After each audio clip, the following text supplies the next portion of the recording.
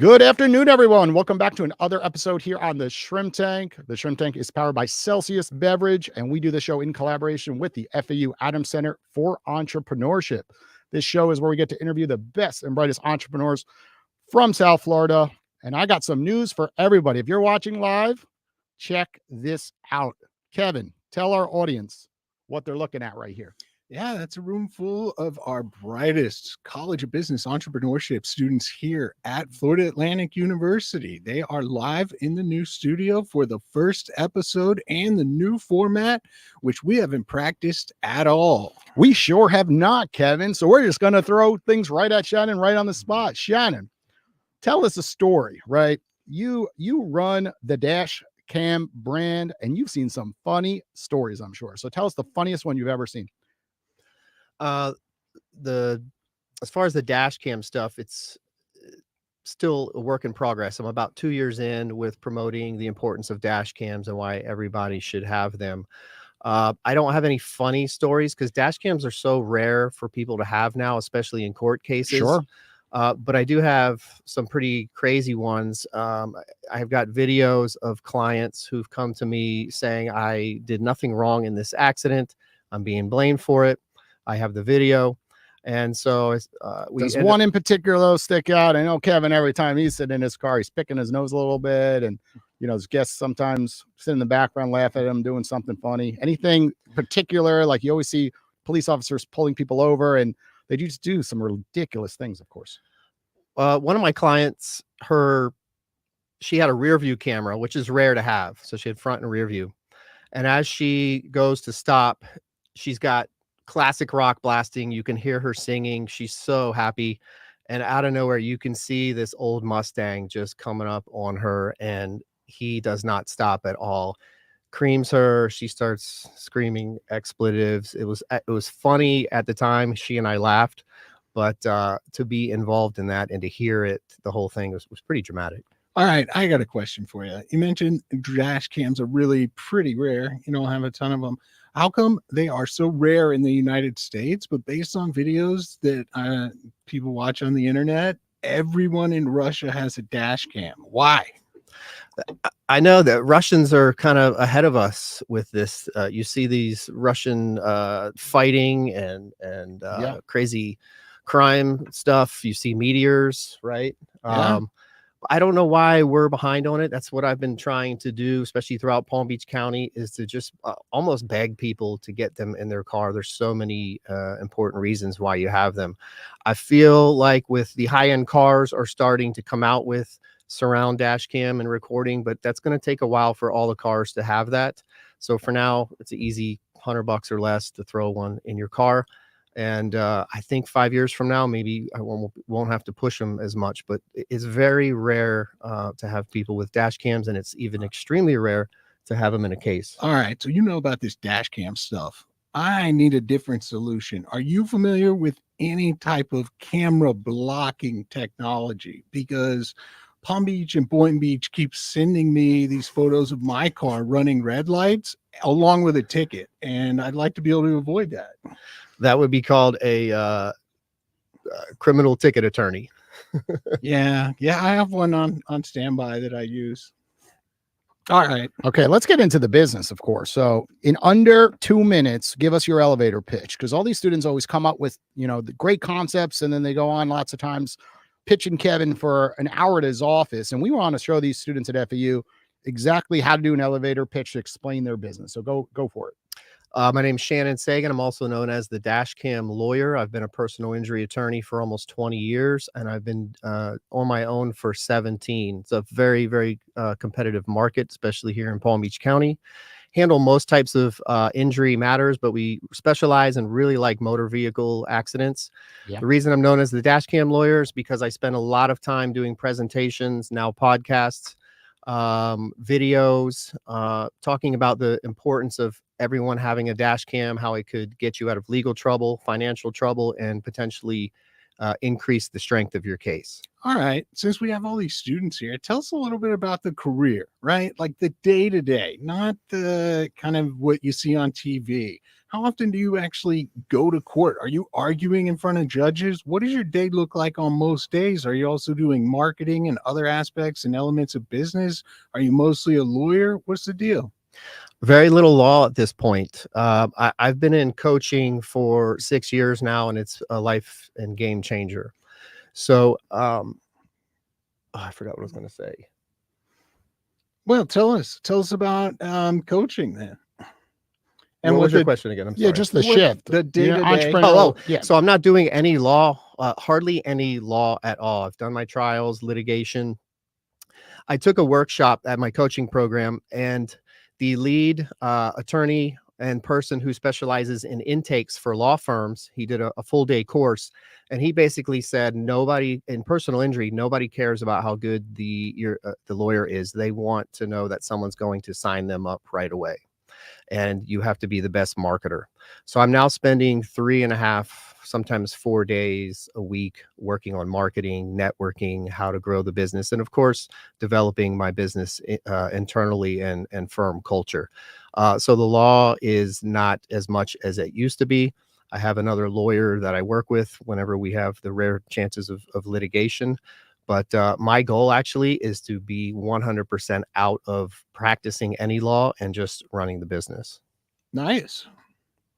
And I think that's important because so often with running a business, everyone sees folks like you on television, on podcasts, and they miss the day-to-day activities that you're mentioning right there.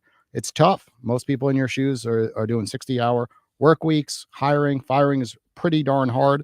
Right. So we're going to jump into our next segment right now. We're going to switch things up on the Shrimp Tank. This is a segment that's new. Kevin, kick things off about this business idea and share the audience about this segment.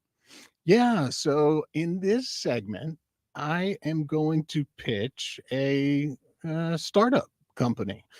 And our other hosts and our guests today are going to give their analysis and opinion, whether this is a good idea, business that should be launched and is likely to be successful, or it's not so good an idea.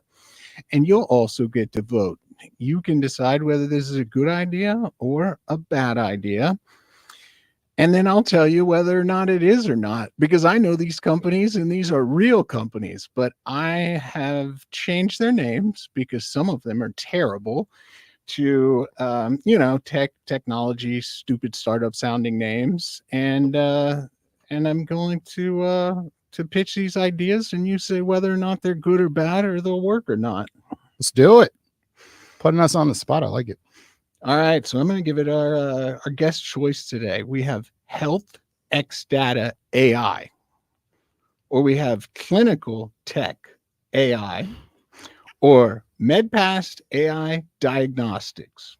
Which do you want? I want to go with Health X Data AI. Oh, Health X Data AI. Well, that's an interesting choice. What this company hopes to do is develop a blockchain-based AI platform which aggregates and maintains all of your various medical information from all of your different sources, so you have it all secured on a blockchain with all the data from all the tests, all the procedures, all the illnesses, all in one place, which you can then easily access and transport from one medical provider to another medical provider in an easy, simple kind of way.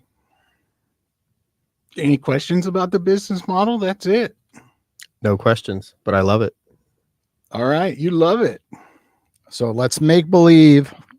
Any questions? You had a Jason? basket of $2 million. Would you give it greens up, invest in this business, or thumbs down? You don't like the idea. What do you think? Definitely thumbs up. Thumbs up. Explain why. I could use that in my actual business right now. Okay, explain why you like this business model. Obviously, if you're dealing in blockchain, which I'm very familiar with, not in my business, but in other things that I'm into, safe, protected, fast. In my business, one of the hardest things is getting medical records and bills from people. So I would love for there be a solid company in this industry that could provide those type things you're talking about from provider to provider, but patients and lawyers need those same things as well. And many of the hospitals take 3, 4, 5 months for us to be able to get that stuff. All right, Jason, any questions before you offer your take? Okay, for all the students out there, I just panned out on our camera. Go ahead and you place your votes as well on our social media at Shrimp Tank Boca. So here's my 2 thoughts. My question is a question back at you. Is this a rookie entrepreneur, first time out of the gate? They haven't started a brand before? Yep. Okay, I'm going to say be careful, tread lightly, because what ends up happening with so many entrepreneurs, they have this grand idea like this, and unfortunately, they've never done it before, and they don't have the contacts to really raise capital, right? And when we're talking about the healthcare field, like, good luck. We've had people on the Shrimp Tank, and it typically takes 10 years to have successful exits when it comes to creating a brand, and specifically in the healthcare space. Due to the HIPAA rules, it is hard to break through to really launch your brand. So most brands go out of business because they run out of money.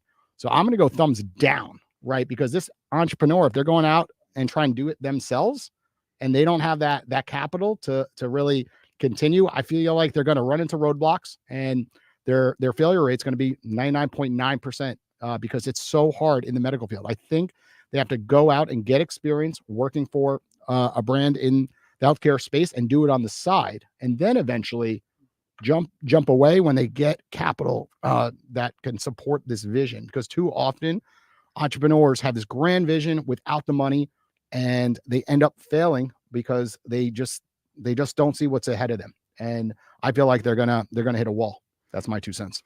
All right, pretty good analysis based on the outcome. And Jason, you'll get better at this segment and kind of asking questions. So one of the most fundamental questions you might ask is like, what's their revenue model, right? It sounds like a great solution, but how does it make money? Who pays for it? The medical providers, the patients, kind of out of pocket, they pay to keep their data, not to mention the logistical challenges, the HIPAA regulations, the different inputs and outputs. All these different medical providers have different portals and different processes, ancient code, new code, cloud-based code, old infrastructure, fax machines. So logistically, turned out to be largely impossible. Revenue model, turned out nobody really wanted to pay for this. So I'm afraid this one is thumbs down. Ooh, students, let's get a student vote. Thumbs up, thumbs down, regardless of what Kevin's thinking. They're all going, oh, they copied you. In the future, we got to ask them first. Yeah, I know. Okay. Well, thumbs down. It's a good point, because so often people build these brands, and then often they say to themselves, we'll figure out revenue in the future. They look at brands like Facebook that have pulled that off, but often, brands have to figure out a way to create revenue, or when they go out to an angel investor or a venture capitalist, they look at them and say, no way, right? They see that pitch deck and they say, next. They see thousands of pitch decks every single year, and there's no clear path to revenue. Most of them will jump. Well, and the truth about early stage financing is nobody's really investing in ideas. That isn't a thing we see across the board from early stage investors. And that's worth everybody knowing and understanding that you've got to build a business. Investors are looking for a business to invest in, right? Oftentimes not even just a prototype or a technology or an innovation, though that is one step towards, gaining the attention of investors, but even revenue, right? Yep. Proving out a business model, which all these students are working on developing their own business model in here. They know what that means, but not just building a business model on paper, proving that it functions and that it can produce revenue. And that's the point at which, okay, you can seek those external funds. You want to jump to this next segment? Let's do it. So all right. Next segment, it's going to be my funnest, fire or hire. Shannon, Jason is in fact looking to hire an intern, so this is particularly relevant for him. Are you looking to hire anybody in the near future? Not yet. All right. Well, when you are, think about these applicant and decide whether or not you want to hire or fire this person. We're going to keep these names anonymous because these are typically current FAU students near graduation, either undergraduate or graduate. So let's meet our first So candidate. they're not in the room right now. They could be in the future. She had class today. She thought about coming. Okay, cool. All right. High performing student with experience in project management and engineering design, strong interpersonal problem solving skills, and a reputation for being organized, proactive, and reliable. Creative thinker with a passion for themed entertainment. She'll be graduating Florida Atlantic with a master's in business administration. Interestingly, her undergraduate is in mechanical engineering with a specialization in mechanics and materials. Other than that, she has some work experience, Universal Studios Hollywood, a couple very small companies that I won't mention. You can figure out who it was. And yeah, has worked for a few labs and had 4 different internships, and will be finishing her MBA. She's also in an engineering honor society, a couple social groups, Society for Women Engineers. She has some skills, computer-aided design, so CAD, the Microsoft suite. Everybody has the Microsoft suite as a skill, I hope, right? List a couple electives and a couple awards. Are you hiring or are you firing? I think Shannon's got to go first on this one. I mean, all of these titles and accomplishments and the good grades and the degrees, they mean some things. But as I get older, this is the second business that I've started, and I'm not looking as much into that as I am what kind of person you are when you're actually on the job. Are you sociable? Are you really a go-getter? You got to test those things out. What kind of life experiences, street experiences do you have? Those things to me are almost as important as just taking a resume and fluffing it up and having all these nice words on it, which you could have somebody who's extremely smart and they have zero social skills. They have zero business skills. They've been coddled all their life and haven't had challenges. So sounds good, but to me, everybody's got to, I'm not looking specifically at those types of things. Does that mean fire? That means fire. He says no go. All right. That's what not I enough heard. Info. It's got to put the face to Kevin, the name and meet them. Before I answer, I guess, can you just give me a little bit more detail? Like what type of field are they looking to get involved with? You read the intro quite quickly. Like what type of position are they looking for? Yeah, so they haven't really specified, which, I mean, that's your kind of option when you're working on your resume as a student. You can change that for every single job you apply for, obviously, but you're better off sort of knowing where you want to end up. She, ideally, in a perfect world, would want to design and engineer amusements, machines. Oh, wow. Like at an amusement park, so very unique, very specialized, but has a wide variety of the skill set. But wants to go back towards we got Disney World in engineering. town, of course. It's only a few hours away, It's a so good that makes state sense to do it. Okay, I'm going to pan out to the audience for a second. So, FE students, what do you think? Fire, higher? They're going higher. Oh, we got a little bit. And on social media, go ahead and Shrimp Tank Boca, put it out there for our audience to see as well. So here's my 2 cents. First of all, I'm just going to rip the resume to shreds, right? Right off the bat, I think that she's so general, right? Too often people put this stuff on a resume, and I go online and it's just like everybody here when you look at TikTok videos, right? You have 3 seconds or less to capture the audience's attention, right? And when it comes to resumes, right, you know how hard it is to read a 2-page resume, right? It's pretty hard, right? Too often we see block text, and I could already see it from here. It's all blocks. It's like no one has time to read that much in a resume. So right off the bat, you have to really, go into the detail. What are you looking for? Because what you said, I had to ask you a follow-up question. It was so generalized, like, oh, I could use Excel. I'm an engineer. It's like there's not enough detail on the resume. So what ends up happening is often people like me we go like this. We go next, next, until we see something that sticks out. Now, on a good note, that's very easy to fix, right? You could even take ChatGPT and, of course, say, make this look cleaner, shorten it. Too often people just go on and on about their expertise, and they should simplify it, because that's the way the world works today, right? We want to see things in a simple format, more bullets. And this is the same thing when pitching your business. Like, people are never going to read in like a 40-page pitch deck. They want to see 10 slides and capture their attention. So right now, based on the way that's written, I'm going to go with fire, right? But when you look at her skill set, if I were to meet this individual, I bet I would hire them, right? MBA background, really, really unique skill set, like on the engineering side, working for Disney. Disney is really hard to get job experience with. And I could tell she has a passion for that. So eventually, I bet if I met her, I would hire her. But based on just reading the resume, I would probably go next. Because remember, business owners like myself, if I put a job posting up, I'm going to get hundreds of resumes, and I have to literally swift through them and select one. And 99% of businesses out there are small businesses, right? They don't have an HR department where somebody else is swifting and really reading everything. Most of the time with small businesses like Shannon and myself, it's us doing it. We're looking at it, and then we're shooting out an email inviting that individual to come into our office or do a Zoom meeting and see, more about the candidate, which is why Shannon was saying, and you would agree, it's so much about those personal skills. Can you speak to that for a second? Just those personal skills, how important that is on that first interview, for example?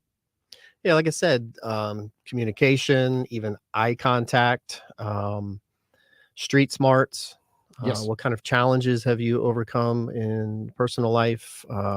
What's your job history like? You could be someone that has a great resume, but you get fired everywhere that you work. So, those are all those things. And to add on to what we were talking about before, I mean, I would do kind of a morph thing if we like the person. Yep. See if she'll come in for intern for a little bit. That's what everyone in law school does. They intern 2, sometimes 3 years before a law firm will take them on. I'm not that's unreasonable for someone coming out of college, but if they're willing to maybe spend a little bit of time doing an internship, then both of us can kind of get an idea of whether this is going to work and if she's actually qualified for it or a good learner. Yes, but most importantly, if you don't get that first opportunity to speak with you, you can't get the job, right? So it's actually interesting. It's almost more important to capture someone like your or mine attention first, so that way you could even get up to bat. Because if you can never get up to bat, well, those skills don't matter too much. So Kevin, let's go to the next resume. Got one more, right? Yeah, we can do one more. But just end with a note on that one. I'd hire, because I've met her, and if anybody's looking to hire somebody like that, reach out to me on LinkedIn or through FAU, and I can connect you right away. All right, so let's keep this next one pretty short. So, this person's experience is as a digital marketing strategy, SEO expert, and content creation specialist, right? A results-driven digital marketing strategist with a proven track record in content creation, SEO, social media management, demonstrated success in increasing brand visibility and engagement, including a 40% growth in followership, skip the brand, expertise in developing data-driven marketing strategies, trend analysis, and effective client coordination, strong organizational and communication skills evidenced by impactful client collaborations and strategic insights at blank blank. Had some experience as sales and marketing intern, account coordinator, lead web designer somewhere, content manager, social media manager, and the education is a bachelor degree in business administration from Florida Atlantic University. Okay. And that's most of it. Shannon, there's a bunch of other stuff on here, but you wouldn't read you any hiring this further than individual, that. you firing them? Which one? Again, I'd like to talk to them, but their skills, this person's skills are not as needed as the other person. This is a digital person, social media, online type stuff. So I'm not needing someone who's going to go out and do sales or have to talk to people. I get these types of people all the time in my industry. They love personal injury lawyers. And so I get at least 10 emails a day from these types of people. And what I propose to them is, after we talk, is show me your results, and let me talk to some of the businesses that you've worked with that are in my area, and see what you've done for them. And a lot of the times they can't do it, at least in my industry. Shannon's firing everybody, Jason. He is. Well, you Let's- run Owl, so let's- you could use somebody like this. Are you hiring? Well, let's or are see. you firing? Let's see a vote from the students. Should I hire this individual for Al? I always need someone to help me with marketing, social media, and all this jazz that they were talking about. Should I hire? Thumbs up, thumbs down. What do you guys think? Okay, it's a mixture. It's about half and 50-50. half. They're no help for you, buddy. What are you gonna do? So here's my 2 cents. Right off the bat, right? I'm gonna go with Shannon on this and take that resume. I'm throwing in the garbage. Right. And it's very important for everybody here to listen to. We get like 50 emails a week that say exactly what was just referenced in that resume. We get it on Instagram, we get on LinkedIn, and it's overwhelming how many people say, oh, I help with social media management. I do this, I do that, and I could increase your brand awareness. Right. You have to get more detailed, right? You have to say, I worked with blank brand, and we'll use Celsius as an example. They were doing 1 million of revenue. And after properly helping them with their Facebook ads, I increased their revenue in that specific sector from 1 million to 2.5 million over 1.5 years. Right. And then that captures my attention. Right. But when you talk about generally helping businesses 40%, like 40% of what? Like they were doing $100 of revenue and now they're doing $140 of revenue. Right. It doesn't tell me enough. And everybody uses social media today. We're all users of it. So what happens with a lot of these resumes is, like, right off the bat, like that one is getting tossed in the garbage, unless someone like Kevin says, here's a good individual, because then I'm not reading the resume. I'm like, okay, this person has those skill sets, right? And then I'm going to take the meeting. But if that's sitting in a pile of resumes, often I'm skipping over it. Occasionally I would take that resume if it fits what I'm looking for and set up a phone meeting, so it's not wasting my time, for 5 minutes. And then I'll see if it's worth taking a real meeting for 30 minutes on Zoom, or maybe a 30-minute in-person meeting. But those type of resumes, would you agree, Shannon? They're just like, when you just hear like social media manager and just those typical acronyms, you could tell someone just pre-wrote it through Chat GPT, for example, right? It's like I said, I get these emails 10 times a day, and I cringe, because they're all the same. And I've put out the challenge to all of these people, anyone, you guys too. Yeah. I will pay for the digital ad spend that it costs if you can get me leads, and you get paid once you show success. And no one out of these hundreds and hundreds of people have been able to take me up on that offer. As a personal injury lawyer, I don't get paid until I produce, sometimes years later. And I tell them that you should be doing the same thing. I'll pay you whatever you need for the ad spend, but you show me your skills, because there's times where I've paid companies $5,000 a month, and they got me bragging about how good they are and helped other firms. And then they come back and say, your market is just too overwhelming for us. So that's how I would handle it in my business. And I'm going to jump in as well, right? Running a brand like Owl, right? Owl, allows people to download and call other professionals one-on-one and create opportunities at a moment's notice, right? And it's interesting, right? When we're talking about, what you just referenced, is like they could just take 10 minutes out of their day and do something and prove to us that, their work is valuable, right? So infrequently do I get, a video sent to me like, hey, I watched the Shrimp Tank and I created this really unique video, right? If they're really that good, they could go out and go to our public URLs and download stuff right from the internet and create a 1-minute video. Send it over to me and say, look at this awesome video I made with you and Kevin from last week's episode. In 2 seconds, Kevin, what do you think if somebody sent that video to you? Like, would you hire them or at least get them on an interview like 2 seconds? Because you'd say they did free work. Yeah, I mean, I definitely find something to utilize them for. A couple important points here. Yeah.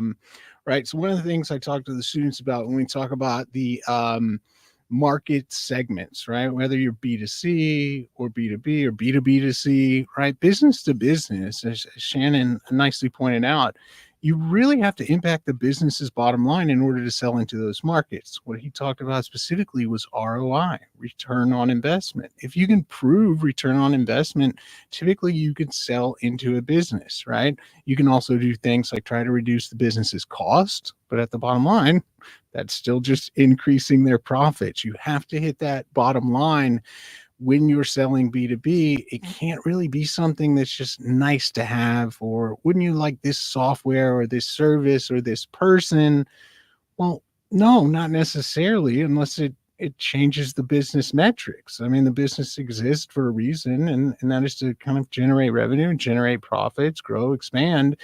And everything else becomes increasingly tough to sell in. Even if it is something that's nice to have, at the end of the day, if there's no return on that investment, it's really just another line item and expense. And then Jason pointed out the thing that I get a lot, which is those growth rate numbers.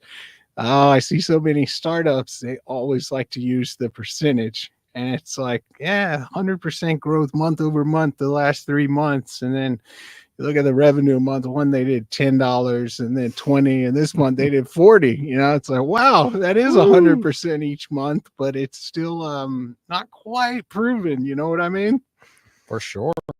Okay, let's jump into our next segment. We're going to get the FAU students to be more involved on today's episode. So if you're sitting in the audience, go ahead on our Instagram account at Shrimp Tank Boca and put a comment in the feed, and we're going to read some of these questions out loud to Shannon. So anything on your mind about Shannon's business or career, whatever it might be, go ahead and throw a comment up there. Do you have one that I think one of the students gave you right before the show that you're going to read while we're waiting for some comments to populate? Yeah, the one was kind of just a broad but a solid question for any entrepreneur is, what's the hardest thing about being an entrepreneur? High risk, high reward. So you do well, business does well, it's gonna you're gonna have a very good, happy life. Also time freedom. So I can pick and choose my hours. I'm pretty present for my kids and my family, and being an entrepreneur and a successful one when everything's up and running will allow you to do that. I think time freedom, at least for me as I get older, is more important than money at this point. All right, let's take one more question from a student. And somebody asked, what is the end goal for you and your business? For me, the rebranding of my firm happened the beginning of this year. I trademarked the Dashcam Lawyer. We are getting all over Palm Beach County with the brand. Ultimately, I'm going to pick up 1 or 2 more employees and an attorney. And the ultimate goal is to have a nice little package with all of my years of social media, all of my clients' contacts, all my KPIs, all my coaching, everything, and sell it to somebody who may be a younger lawyer that won't have to do a lot of that stuff, and they can take it over. The law firm used to be in my name. All lawyers put it in their names. It's just kind of was a default thing. To me now, it's more sometimes ego. Nobody gives a crap about that in the end. I would like to eventually sell my business, and by putting it in the Dashcam Lawyer, it keeps it general, and I'm getting that brand name out. But my goal is to be done 8 years from now and have it potentially sold. That's interesting. We've seen some newer law firms adopt a similar strategy. Didn't we have the marijuana lawyer on the show previously? Oh yeah, a bunch. Yeah, absolutely. But I think that was the name of his firm. Yeah. Him as well as Paula were on, and they both were partners, several businesses. They did a lot of joint work together, but absolutely. All right. Well, I'll just jump in to kind of also piggyback where you were just saying the hardest thing about being an entrepreneur is often people jump in thinking, oh, I'm my own boss, and then I'll have all the flexibility under the sun. And I think that you have to take that with a grain of salt, what you see on social media, right? Because the second you start hiring customers, right, they become they could call you out of the blue. Everyone's got a cell phone. All of a sudden you're on vacation and you got to answer to those customers. So they become your boss. And then additionally, you have staff, right? When you're supporting your staff, right, they rely on you, right? So it's not as easy as people think out there. There's a lot of pressure It's not as sexy as everyone makes it out to be, right? It takes usually years and years of 50, 60-hour work weeks to finally get to the goals that you want to achieve typically. And I think often we see highlight reels on social media by a very small fraction. Usually it's, a half a percentage of one that are, doing it in a few years and having this exit and sailing into the sunset on a brand new yacht. For most entrepreneurs that Kevin and I have interviewed, we see a theme that it takes 10 to 20 years to eventually have that success moment, and then no one goes back to look at those early years where they grinded away. And I guess, can you share, Shannon, I guess to piggyback that, just some of those like first few years, like some of the toughest moments that you went through that no one ever, you probably never speak about it. I don't speak about running around New York City, how much I hustled and sit in traffic, but I'm sure you have those early days being a lawyer, and those moments stick out. Can you share with our students? I was going to play up on that because I wanted to emphasize that in social media, it makes it look like everybody's rich and it's easy to start businesses, but you've got to be humble. I started off with me and one other girl that I could barely afford. I went to 6 banks. No one would give me a loan. And then I begged Wells Fargo to do it, which is why I'm still loyal to them to this day. I took out all my trash. I answered the phones. I cleaned the office. I traveled to clients' homes or wherever I needed to do to get things done until I could put systems in place and get the right people to do these things. It was nice where at some point I could hire a cleaning company. And then it was nice to where I wasn't answering my phones because my coach would say, do doctors answer their phones when you call them? And no. And then you have to put yourself like a doctor. Why is the lawyer answering the phone? So it took a long time to get people in their proper places. You need to be humble. And if you got to take out the trash of your own business, then so be it. But you need to do that so that you know how to learn and do every single aspect of that job, because eventually you're going to hire someone to do it and you're going to need to teach them how to do it anyway. Absolutely. Well, Sean, thanks for joining us here on the Shrimp Tank today. Kevin, before we wrap up today's episode, is there anything we should know about what is happening with FAU? I know a lot of people watching this episode, listening to the episode, want to get more involved with FAU. I'm sure there's some big events coming out, this fall, of course. Oh, there's always exciting things happening here at FAU. The soonest event is the Maverick reception out at Tech Runway. That's our new venture accelerator on campus. It's next Wednesday evening. It's a higher end, nice event. It will be enjoyed by all as we celebrate entrepreneurship here at FAU. Then next month, that's right, the Croc Tank, where we have the Sharks coming to hear pitches from Florida Atlantic affiliated entrepreneurs, and they may have the opportunity to invest in those companies. That's right, Mr. Wonderful himself, Damon John, and Robert are all going to be here in the Student Union, packed house, hearing pitches. It's going to be on December 4th in conjunction with the NobleCon conference. And I'll have promo codes and discounts for students and maybe for others too. Awesome. Well, Sean, thanks for joining us on the Shrimp Tank. FAU students, we're excited to have you guys join us on next week's episode, Wednesdays at 1:00. And everybody tuning in, of course, reach out to Shannon, right? Check our website out, DM him on LinkedIn. But of course, don't send over that resume that just says you want to help him with social media, right? He doesn't want to see that. Take care, everybody. Take care.